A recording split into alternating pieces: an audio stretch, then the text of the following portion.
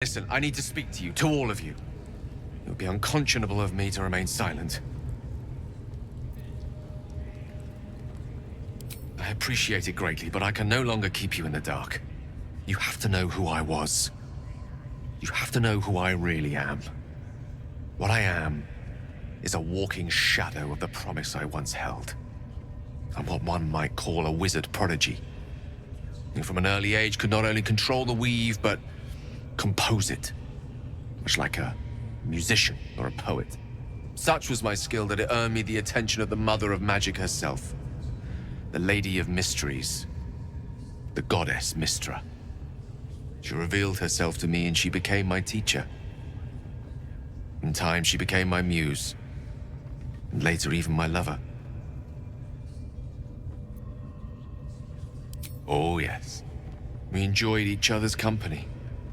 Body, mind, and soul. But even so, I desired more. You see, no matter how powerful a wizard we mortals can become, we never scratch more than the surface of the weave. Mystra keeps us in check. There are boundaries she doesn't let us cross, yet every time I was with her, I stood on the precipice, gazing into the wonders that lay beyond. I sought to cross her boundaries.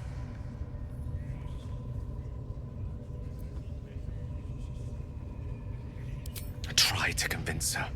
I pouted. I pleaded. Swore my ambition was only to serve her better. She only smiled and told me to be contented. But inconceivable as it seems to me now, I shared a bed with a goddess, and yet I wasn't satisfied. So I sought to prove myself worthy to her instead.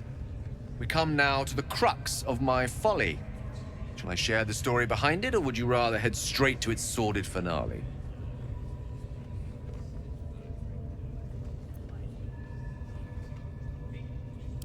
Very well.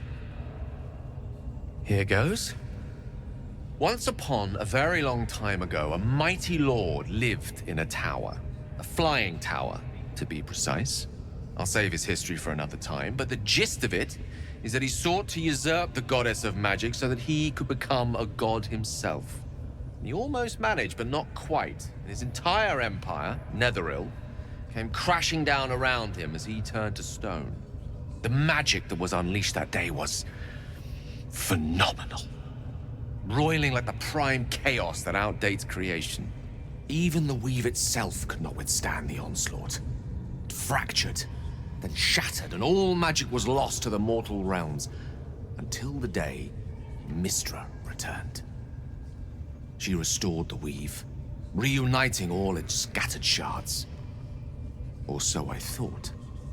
Until, in the course of my studies, I learned of a book. A Netherese tome in which a piece of the fractured weave had been sealed beyond her reach.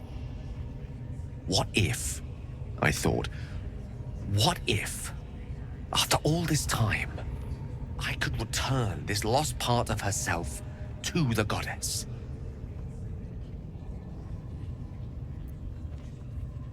I don't discredit my reasoning. Alas, that my execution was rather less sound. I was certain that this deed of raw power, draped in romance, would convince Mystra to take me by the hand and welcome me into her hitherto forbidden domains. I was mistaken. I obtained the fabled book and took it into my study. As for what happened next... Here. Place your hand over my heart. Let me show you.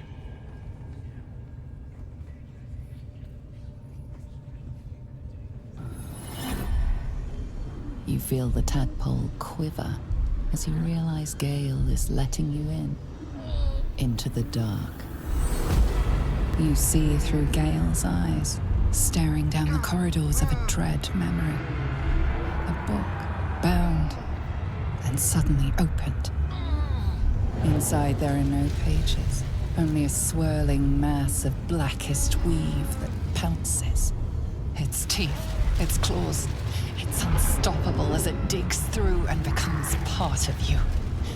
And gods, is it ever hungry.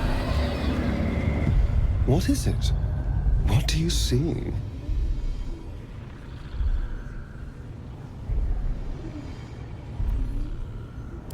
Thankfully, the moment I absorbed the fragment wasn't enough to kill me outright.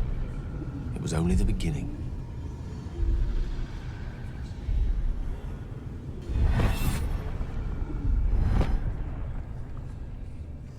This Netherese blight, this orb, for lack of a better word, is balled up inside my chest. And it needs to be fed. As long as I absorb traces of the weave from potent enough sources, it remains quiet. Were it ever to fully destabilize, however.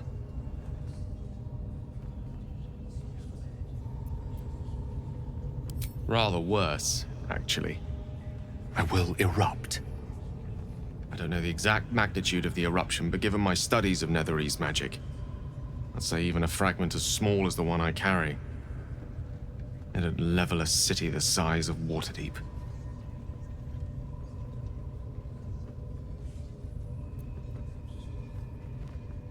I know. All of this. It must feel like a betrayal. Say the word, and we'll part ways.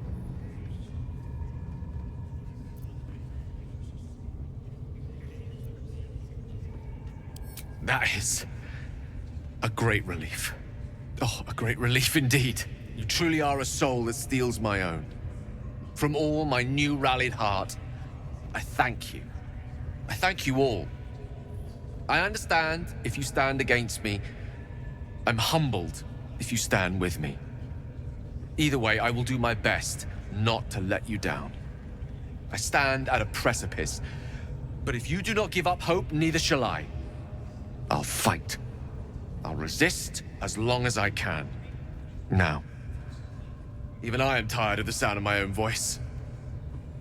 Let us venture forth.